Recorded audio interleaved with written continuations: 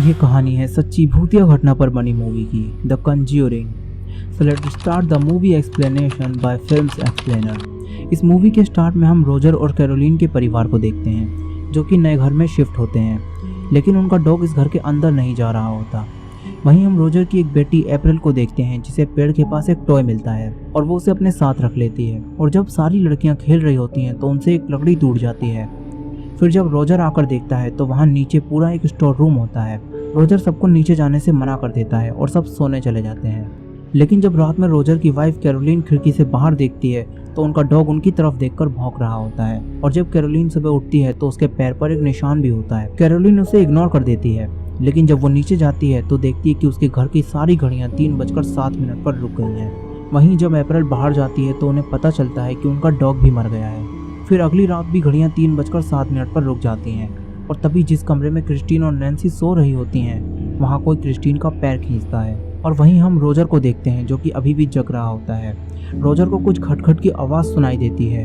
Roger देखता है कि आवाज़ कहाँ से आ रही है और एंड्रिया उसे बताती है कि ये सिंडी है, जो कि नींद में चलकर उसके कमरे में आ गई है और अपने सिर को अलमारी से मार रही है। दरअसल सिंडी को नींद में चलने की बीमारी होती है, लेकिन यहाँ वो अपने सिर को अलमारी से मारती है, जो उसने पहले कभी नहीं किया था। रोजर सिंडी को उसके कमरे में सुला देता है। फिर अगली सुबह जब रोजर कैरोलिन को देखता है तो उसकी बॉडी पर एक और वैसा ही निशान आ गया होता है।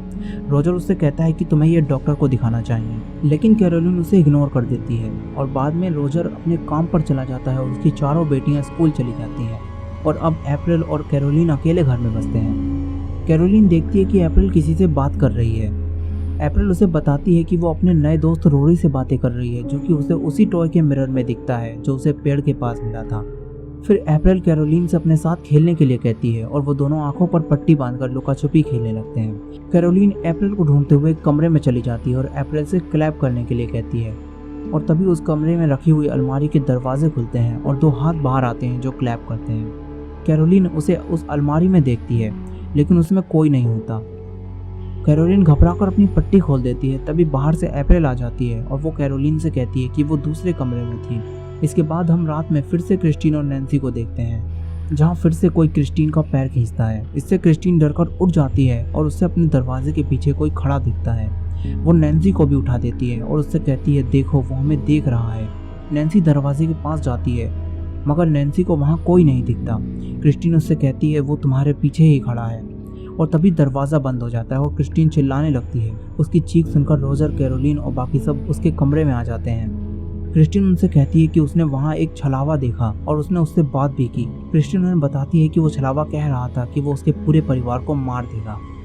फिर अगली रात का सीन दिखाया जाता है, जहाँ कैरोलिन अपने शरीर पर बने निशानों पर दवाई लगा रही होती है। तभी उसे किसी के क्लैप करने की आवाज़ आती है।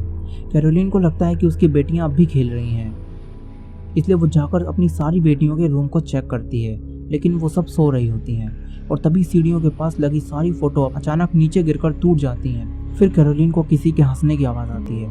कैरोलिन देखने जाती है कि नीचे कौन है और वहाँ उसी स्टोर रूम का दरवाज़ा खुलता है और नीचे से किसी के पियानो बजाने की आवाज़ आती है। कैरोलिन डरते हुए वहाँ जाती है और कहती है कि जो कोई भी नीचे है मैं उसे लॉक कर रही हूँ, मगर तभी उसका दरवाज़ा खुद ही बंद हो जाता है, जिससे कैरोलिन अब उसी रूम में गिर जाती है।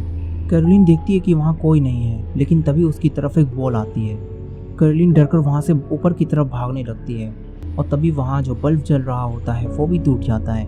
कैरोलिन माचिस की तीली जलाती है और देखती है कि कौन है जो ये सब कुछ कर रहा है। तभी एक आवाज़ आती है जो उससे कहती है क्या तुम मेरे साथ खेलोगी, और उसके पीछे से 2 हाथ आते हैं जो क्लैप करते हैं। कैरोलिन अब बहुत डर जाती है और दरवाजे को जोर जोर से पीटने लगती है, लेकिन वो बाहर से लॉक होता है।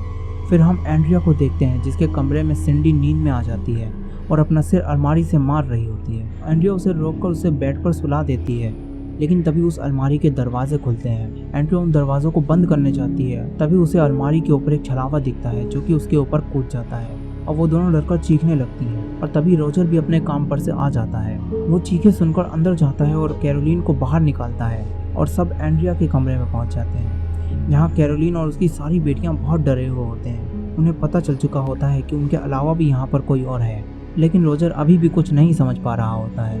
और अब इस कहानी में एंट्री होती है एड और लॉरेन वॉरेन की, जो कि पैरानॉर्मल इन्वेस्टिगेटर होते हैं और उनके घर में बहुत सी ऐसी चीज़ें होती हैं जिन पर कुछ काला साया होता है या तो वो श्रापित होती हैं।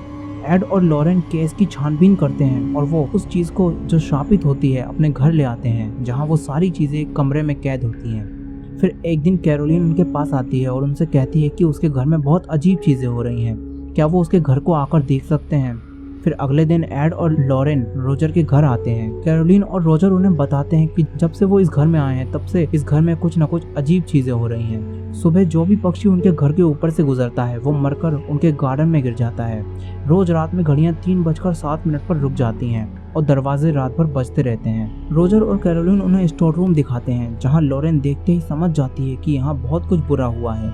लॉरेन को वहाँ कई आवाजें भी सुनाई देती हैं। एड रोजर और कैरोलिन से बात करता है और उनकी सारी बातों को रिकॉर्ड भी कर रहा होता है। वहीं लॉरेन अप्रैल से बात करती है और कहती है कि तुम्हारे मॉम डैड ने बताया तुम्हारा एक दोस्त भी है। अप्रैल उससे कहती है कि उसका नाम रोरी है और वो हमेशा दुखी रहता है। लॉरेन अप्रैल से कहती है कि क्या वो रोरी को देख सकती है, और जब वो उसके टॉय के मिरर में देखती है तो उसे खिड़की के पास एक लड़का खड़ा दिखता है। लॉरेन बाहर जाती है उसी पेड़ के पास जहाँ अप्रैल को वो खिलौना मिला था, और एड भी वहां आ जाता है। लॉरेन देखती है कि वहां पेड़ पर कोई लटका हुआ है। वो दोनों रोजर और कैरोलिन से पूछते हैं कि यहाँ पहले कौन रहता था। रोजर उन्हें बताता है कि उन्होंने ये घर नीलामी में खरीदा था, इसलिए उन्हें नहीं पता कि यहाँ कौन रहता था। फिर लॉरेन उन्हें बताती है कि उसने यहाँ एक काली परछाई को देखा है। जब वो लोग घर में घुसे थे तो वो रोजर और कैरोलिन के पीछे खड़ी थी। दूसरी बार उन्होंने उसे लड़कियों के पीछे खड़ा देखा और इस काली परछाई में काफी नफरत भरी है। फिर एड और लॉरेन वहां से चले जाते हैं और वो कहते हैं कि वो किसी को इस प्रॉपर्टी की छानबीन करने के लिए कहेंगे।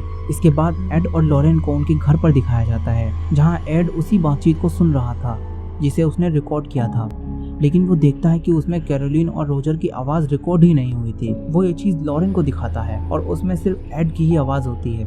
फिर लॉरेन एड से कहती है कि यहाँ पहले भी बहुत सारे लोग मारे जा चुके हैं। एक औरत ने शैतान को अपनी सोल दी और ज़मीन पर कब्जा करने वालों को शाप दे दिया और खुद उस पेड़ से लटक कर मर गई, और उसकी मौत का समय था 3:07।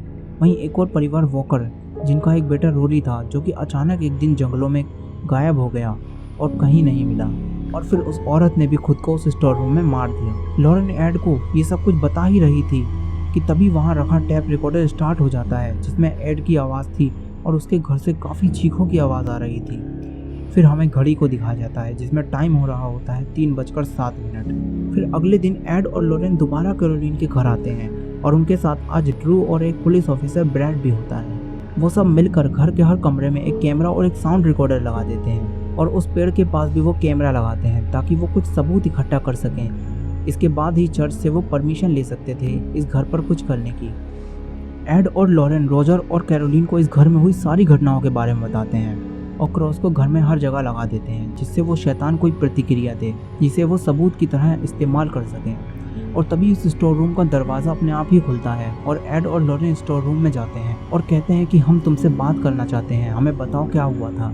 लेकिन उन्हें वहाँ कोई नहीं मिलता और वो ऊपर आ जाते हैं। वो तभी दरवाज़ा खुद ही बंद हो जाता है और अब सबूत ढूंढने के लिए वो चारों कैरोलिन के घर रुक जाते हैं। कैरोलिन बहुत थक गई होती है, इसलिए एड उससे कहता है कि तुम आराम कर लो, यहाँ मैं और लॉरेन सब संभाल लेंगे।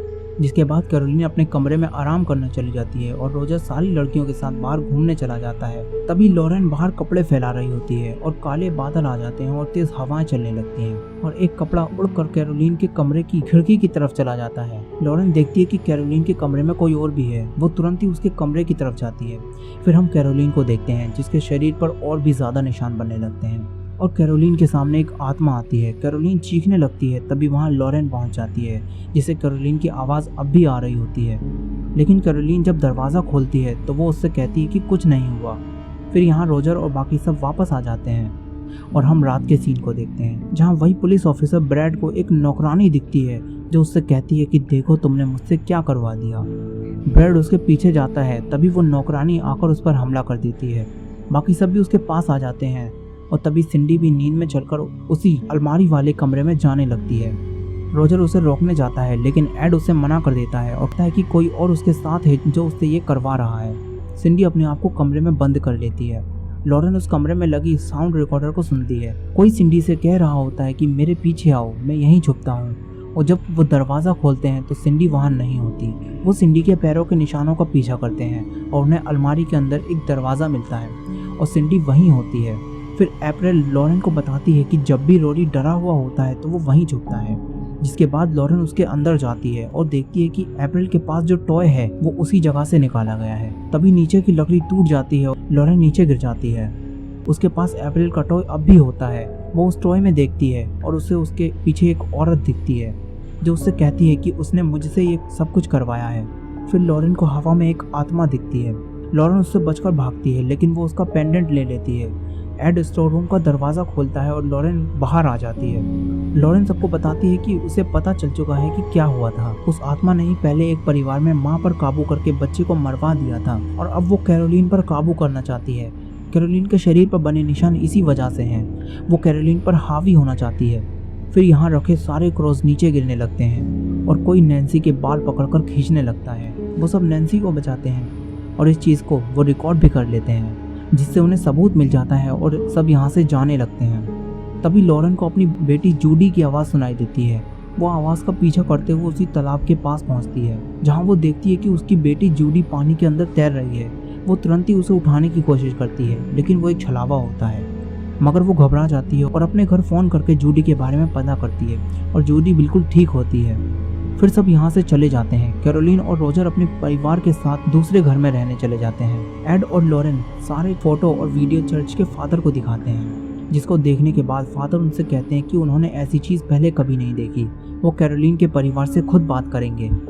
फिर एड और लॉरेन वहाँ से चले जाते हैं। फिर हम एड और लॉरेन की बेटी जूडी को देखते हैं जिसकी घड़ी रुक जाती है और कोई जूडी का पैर खींचता है। जूडी उठ जाती है और देखती है वहाँ कोई नहीं है। उसे लगता है कि उसके मॉम डैड यानी एड और लॉरेन वापस आ गए हैं। लेकिन जब वो नीचे जाती है तो देखती है कि उस कमरे का दरवाज़ा खुला हुआ है जहाँ सारी शापित चीज़ें रखी जाती हैं और अब यहाँ एनाबेले डॉल अपने केस में नहीं होती। जूडी डर जाती है और अपने आप को एक कमरे में बंद कर लेती है। लेकिन जब वो पीछे मुड़कर देखती है तो यहाँ एनाबेले डॉल होती है। जूडी डरकर जोर जोर से चीखने लगती है। तभी उसकी दादी उठकर आ जाती हैं और यहाँ एड और लॉरेन भी वापस आ जाते हैं। वो दरवाज़ा खोलकर जूडी को बचा लेते हैं। जूडी उन्हें बताती है कि एनाबेले डॉल अपने केस में नहीं थी, इसलिए एड एनाबेल के केस को देखने जाता है। लेकिन अब एनाबेल केस में होती है। फिर हम रोजर को देखते हैं जो बाहर से आता है। एंड्रिया उसे बताती है कि अभी कैरोलिन, क्रिस्टीन और अप्रैल को लेकर पता नहीं कहाँ चली गई। रोजर एड और लॉरेन को फोन करता है। लॉरेन उसे बताती है कि वो आत्मा माँ पर हावी होकर बच्चों को मरवाती है। एड रोजर से कहता है कि तुम वापस घर जाओ, हम तुम्हें वहीं मिलेंगे। जिसके बाद सब वापस उसी घर में पहुंच जाते हैं। कैरोलिन वहाँ क्रिस्टीन को मारने की कोशिश कर रही होती है और सब उसे बचा लेते हैं। लेकिन वहाँ अप्रैल नहीं होती, इसलिए ड्रू अप्रैल को ढूंढने जाता है।